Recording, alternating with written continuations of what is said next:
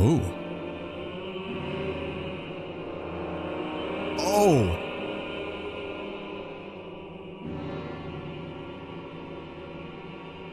This is cool.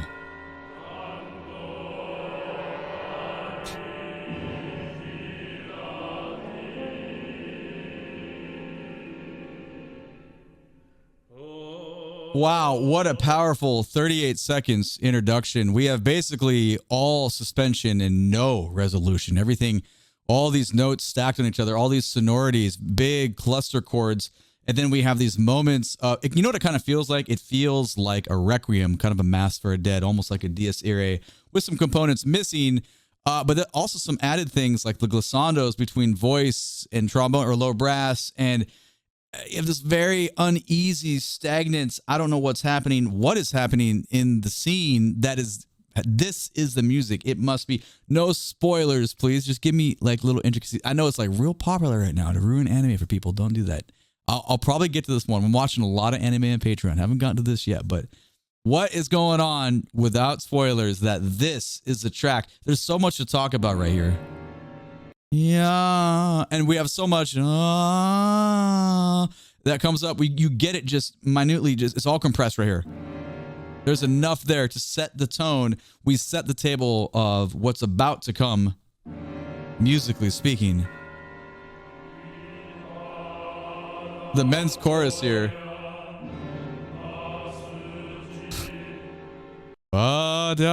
It's so uneasy. And that, oh God, listen to that chord, man. That is a beautiful brass entrance.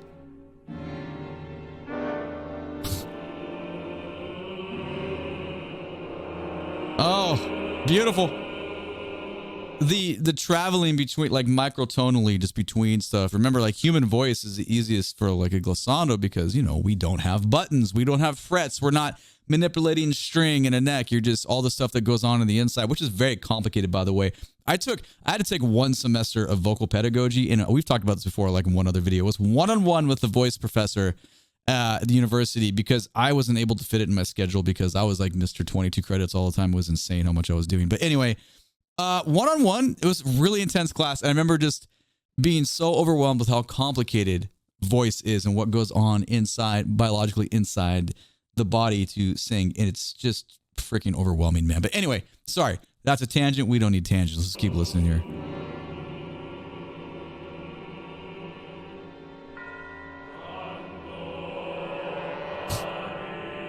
A lot of response with the glissandos and other sections.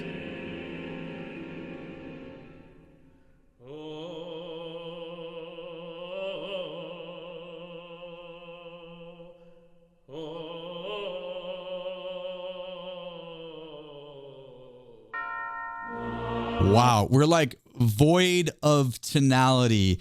It almost sounded like kind of like call to prayer. Like a little bit, like just that kind of vibrato and just like angled voice where we have some direction that is not very predictable, I guess. We don't really resolve anywhere. Of course, the orchestral chimes, we get the big tubular bell and it gives you a big, sense of where it's very diatonic at that point. And then, other stuff comes in. So that's very interesting to me. Let's just go back. Let's listen to the male voice here and how this transitions. Aggressive vibrato.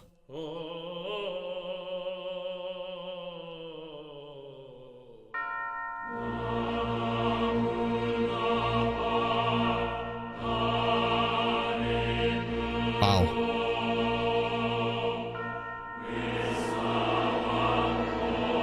Whoa.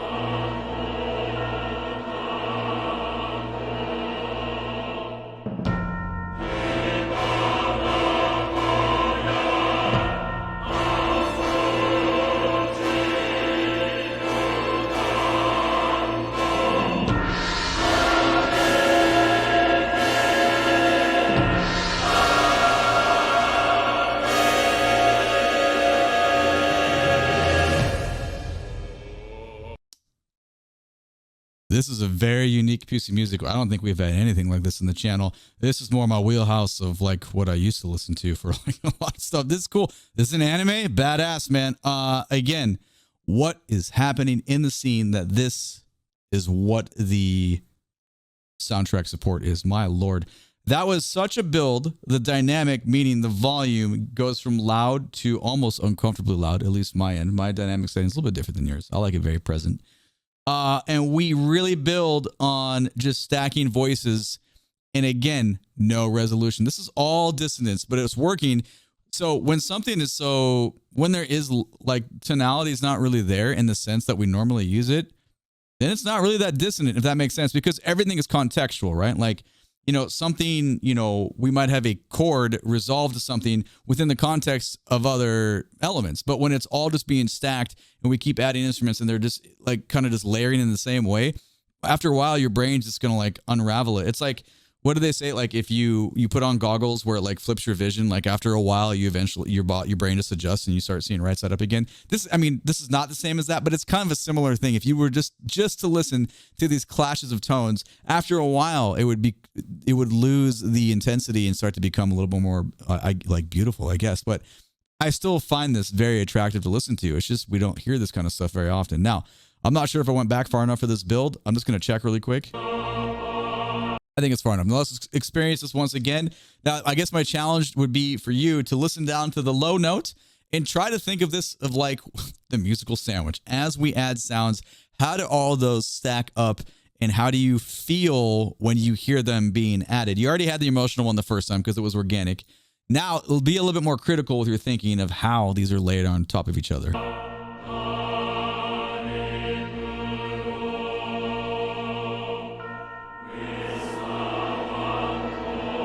That's the first spice layer right there.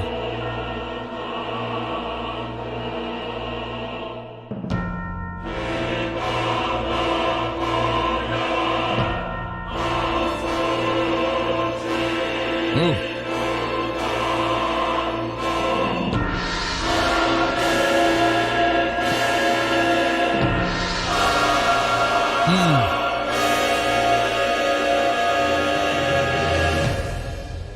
I will tell you, on the second listen for me, it felt way less dissonant. It felt more harmonious, if that makes sense. So I think if you give that 2 more listens, you could probably start, especially if you're like someone that transcribes stuff, you could probably start to notate where all those voices are laying, because from bottom to top, you're basically building a skyscraper on the score. That's going to have quite a bit of range to where you're stacking that from. So that's pretty cool. I had an old theory professor that used to call that kind of stuff bum clusters, and he'd literally get up and sit on the piano, because you can imagine if you put your ass on the piano, how many tones you're going to hit, but they work though, right? You can analyze that chord and justify it and be like, yeah, it's just this, added all these tones. You can justify anything in music. It's funny. Okay.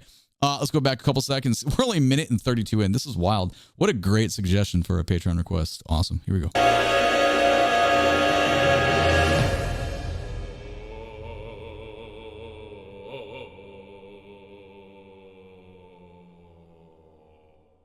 Nice range.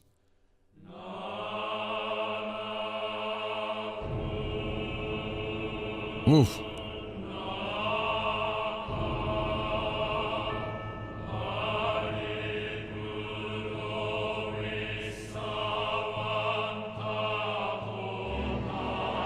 Oh.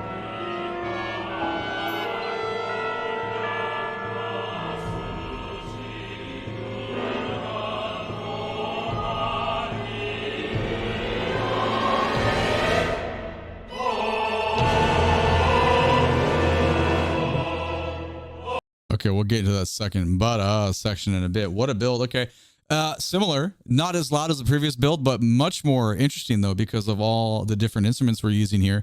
And now I'm sure you heard it, but obviously timpani takes over now as our pulse, because we're getting boom, boom, boom. And that is very tonal, right? Timpani is a very tonal instrument. You can also call timpani kettle drums. And remember, those are controlled with pedals, and you usually have like 3 to 5 timpani in front of you. And it's a very fun position to be in a symphonic orchestra setting or percussion ensemble or some conglomerate of stuff like this. Big role though, big responsibilities, because so much rests on your shoulders, and it's also the intonation. Keeping them in tune is very challenging. So let's go back a little bit again and just kind of talk about what is happening here in all the stacking against the voice line.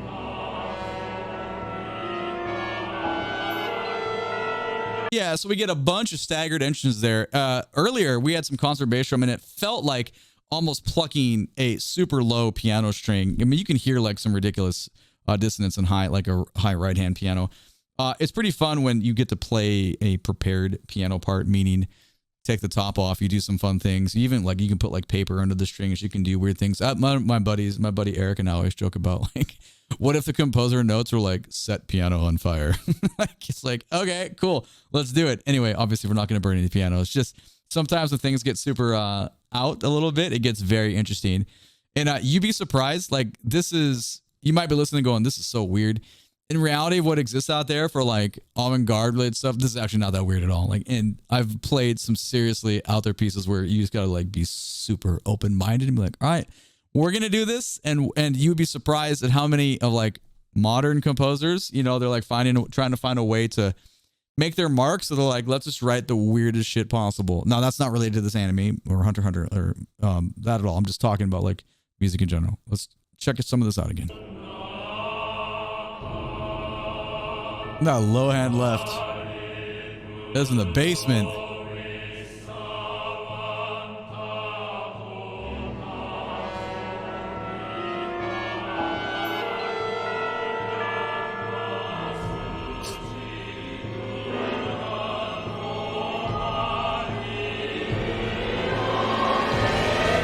It kind of sounds like Ghost Train. Well, there's a piece called Ghost Train that just has some similar properties too. But I think that's an Eric Whitaker piece. Yeah, there's just so much tragic like entrances that really paint some interesting pictures here. Let's keep going though.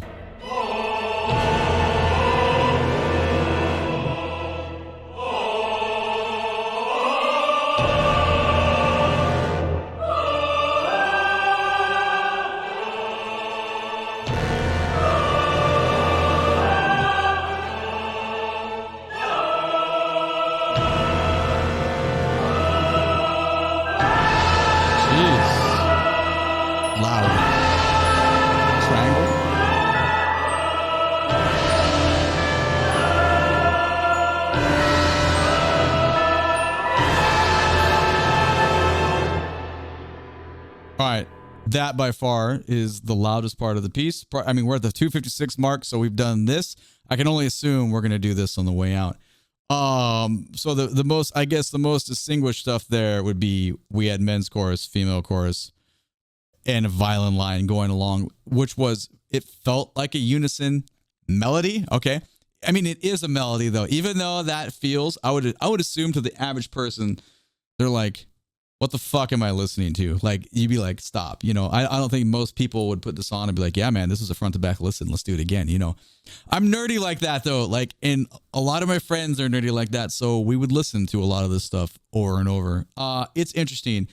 I won't put you through that again. We won't go back and listen to it again because it is, and I was blasting my ears out though, but that is very interesting.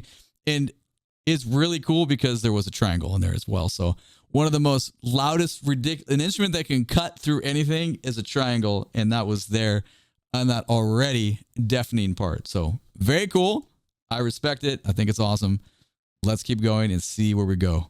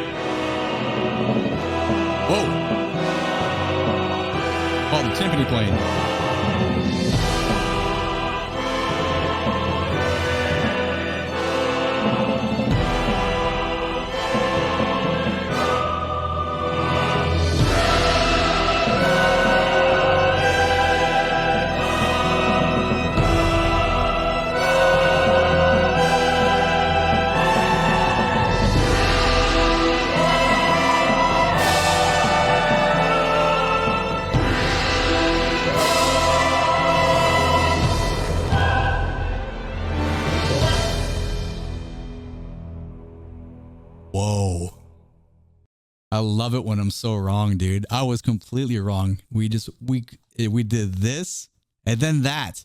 Oh my God, the contour. I think that's probably, out of all the anime music that I've listened to in the past year, and I don't know, what's October, a year and a couple months, that is by far the coolest piece that I've heard because it's so wild with a symphonic heavy percussion setting. The timpani playing was so good on the end there. Oh my God, we are going to rewind for that one. That was crazy. Now, when I say it is like the coolest anime thing I've heard, I don't mean like, I have to be careful because I know people will take me very, very, very literally.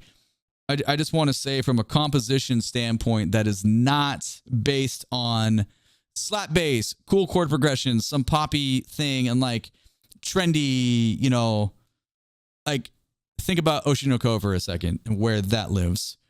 Then think about like, well, shit, think about the opening. Think about the opening that I love for this and where that lives. That's like, it's insane, epic, like throwback rock. And then think about Sawano for a second. And then think about this.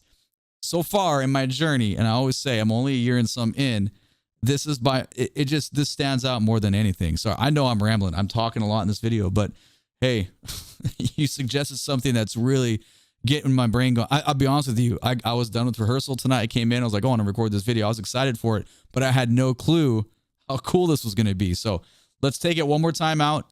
Listen down to the timpani player. It is by far the highlight. It is by far the most demanding part of the ending here. And it is the skill set. Everything else is cool. Remember, it's not super hard to play loud. The stamina required is obviously for a long time. But the timpani part here is just freaking badass. Here we go.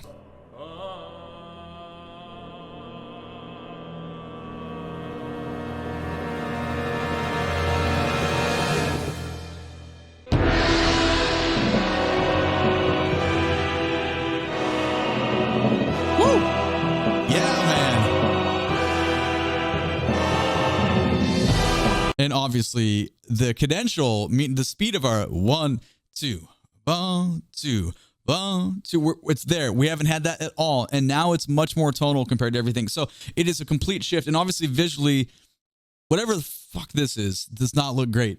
This does not look great at all. This looks menacing. So, you know what? I said, like, tell me all this stuff. I don't know if that's a mistake. Maybe that would be, maybe you're not able to tell me anything without spoiling because this is just ridiculous looking.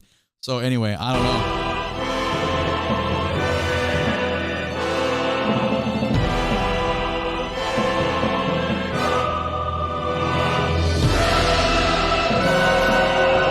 We continue to ascend. Go.